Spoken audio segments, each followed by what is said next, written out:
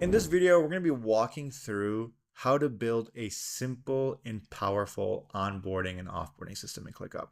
A lot of HR teams, they have a hard time managing employee onboarding and offboarding. Employee onboarding is a whole beast on its own, and then offboarding is such a sensitive thing that we want to make sure we do it in a more personalized way.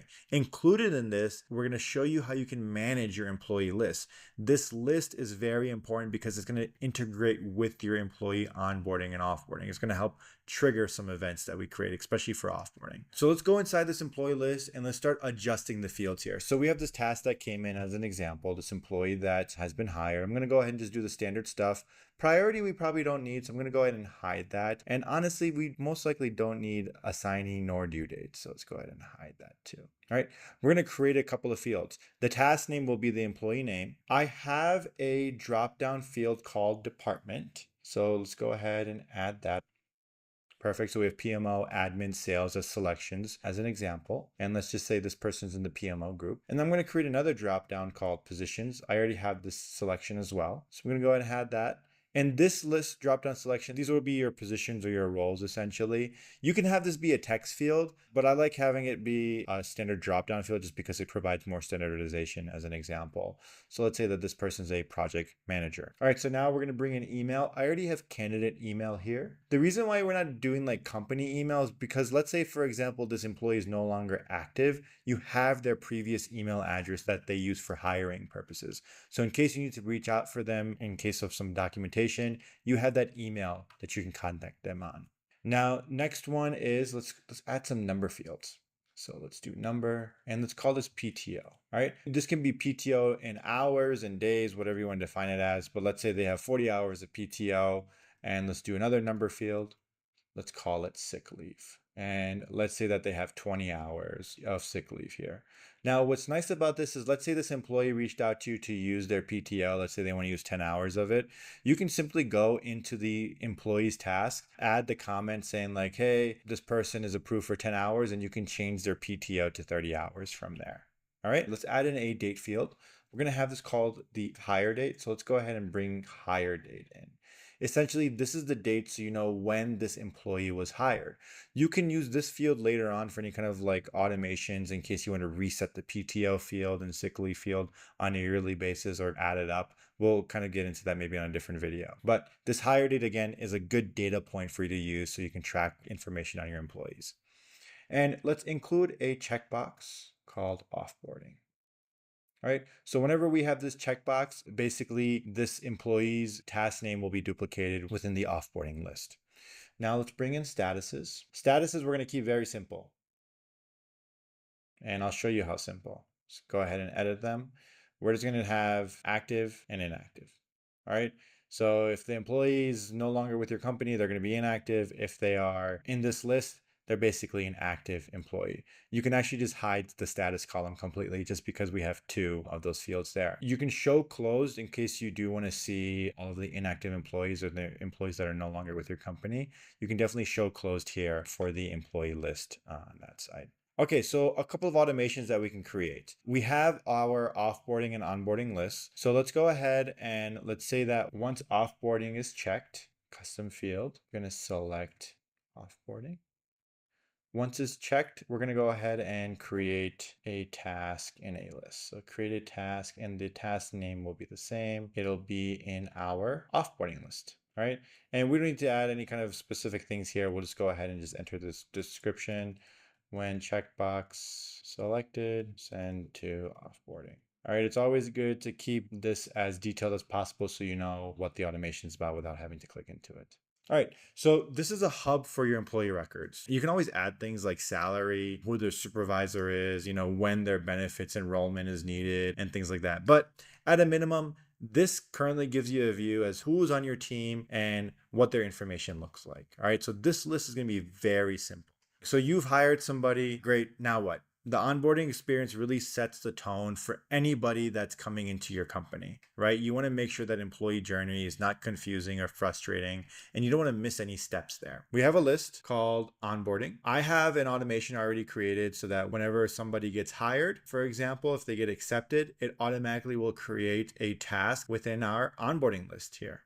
Okay, so a very simple and straightforward automation that you can see so that whenever you hire somebody, they get added to the onboarding list. Now, in case you don't have this automated, you can do this manually if you'd like. So let's just go in and let's start cleaning up these columns here. So I like to really reduce the widths of assignee, due date, priority, etc. Assignee will be the hiring manager. You will use the due date, obviously, as, reminders and things like that. And then priority will be used in case you really need to get rid of somebody from your company. Hopefully that's not the case, but if there's some kind of emergency, you can definitely use that priority flag there as well.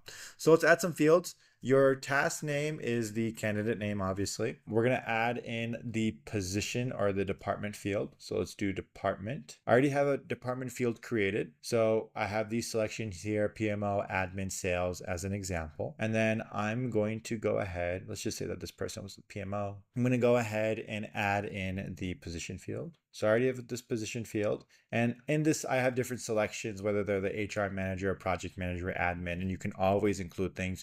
Some companies, they like to use this as a text field again. Just for standardization, I like to utilize this as a single select dropdown. Let's bring in their email. So candidate email, this will be an email field. So you can have their email here. And then we're also going to bring in the hire date so that you know when they are hired. Let's add a couple of other date fields.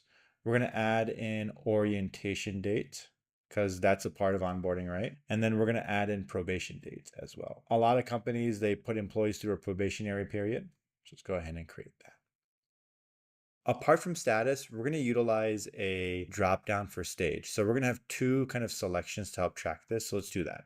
So let's call this onboarding stage. And in these selections, we're going to have things like pre-boarding, orientation, and then we're going to do probation review and then complete.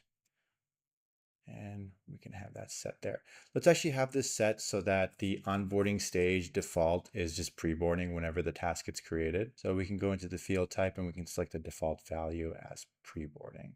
All right, next is status. And I'll kind of get into why we're doing this separately. So status here, and let's say edit status. We're just gonna do simple things. We're gonna do new, and then we're gonna add in some active statuses as well here. So let's just do probationary, and then let's add in a done status of onboarding.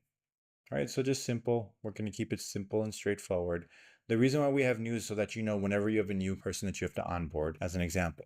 Okay, so now some automations that we want to create. When the orientation date arrives, as an example, we can have it so that the onboarding stage automatically changes to orientation. And then we can have another automation so that when the probationary date arrives, it can add a comment to say, hey, the probationary period has arrived or is completed, and we're going to have it so that it changes to probation review. So let's go ahead and add those two automations in. We're going to do custom date, so custom field. When date custom field arrives, and we're going to do orientation date, we're simply going to update the status. So we're going to select custom field, obviously, and we're going to update the onboarding stage to orientation.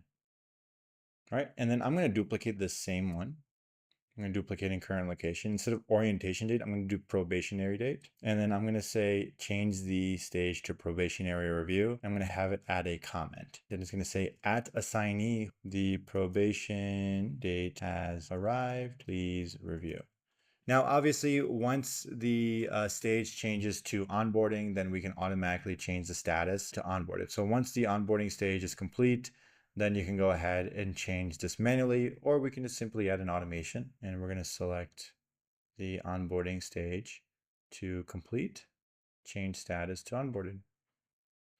There you go. And we're just going to keep that simple, the automations. You can add in more automations later, but let's get into different views, right? So let's just go into that right now. So we have currently a list view called all onboarding, and I'm going to add a calendar view here. And just say onboarding, and we can show multiple dates here, which is nice. So I'm going to do the orientation date and the probation date, so we can see when the orientation is for that person and when the probation is. It's going to be a very relevant view for you to use for your HR team. Now, what you can also do is add a checklist within your task here. So you can say like offer packet sent, contract signed, orientation complete, etc. So for example, you can create a checklist here within the description, doing / and then going to checklist. And you can say offer, packet sent, contract signed, and then we can even do something like orientation complete. What you can do is you can even templatize this. So I can create a task here just called template onboarding. And then I can add this checklist within here, and you just simply save this as a template, and you can just call this onboarding. And then what you would do next is you would go ahead and go to your list settings by going to spaces and selecting the template as a default task template as an example, and you can select the onboarding template here. So now whenever I create a task, it automatically adds that checklist in there for you. So there are some options there that you can do to help standardize this onboarding workflow. So as you push this user through the onboarding, you're able to track their stage, their department, what position they're in, when their orientation date is, when the probation date is, and when you should be following up. Having both stage and statuses is helpful here. Status tells you broadly where someone is. Stage will give you more detail without needing to even open up the task. And then the automation actually reduces the admin work and ensures that nothing gets missed. Employee offboarding is typically just rushed and overlooked. It's just as important as onboarding because of security, compliance, and just the employee experience in general. Obviously, it's a very sensitive topic. You know, sometimes you may be getting rid of somebody that shouldn't be there, or maybe somebody's just leaving and parting ways with your company. You want to make that experience as easy as possible for them. And really, it's not too complicated of a workflow. You're just kind of having a checklist and then pretty much tracking where they're at and when the exit interview is, right?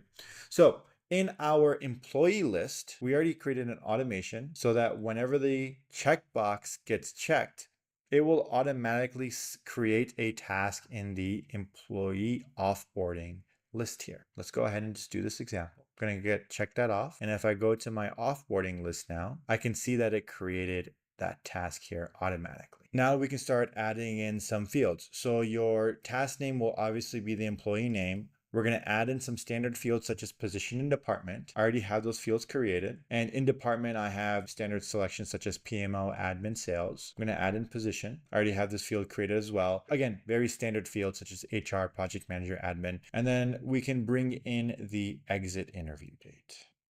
I typically recommend having offboarding a little bit more manual. So I'm just going to go ahead and create a task called offboarding template. Within this task, I'm going to have just a checklist just because having just automatic emails sent out to people who you're offboarding makes it a little bit less personal. You just want to be careful. You can use automations to send automatic emails based on status changes and things like that. Before we get into the template, let's go ahead and update the statuses really quick. The statuses are very simple. It's just going to be to do, in progress, and complete. And I think standard that's already set. So let's just check that out really quick. So yeah, we have to do, in progress, and complete. These are just standard statuses that are typically set whenever you create a list either way. Now within the template, what I'm going to do is I'm going to create a offboarding checklist. You can go ahead and use the action items box here in case you want to keep things very granular, but I actually like to add checklists within the description. So I'm going to call it offboarding checklist. And then you can add whatever you need. So it's going to be things like schedule, exit interview, review contracts, and offboarding packet. Now, we're going to go ahead and templatize this. So let's go click on the 3 dots and we're going to go to template and we're going to save this as our offboarding template.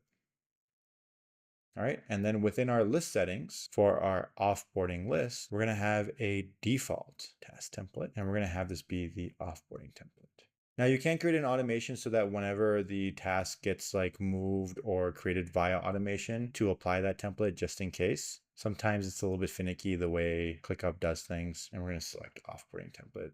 So pretty much whenever a task gets created here, it'll apply that template.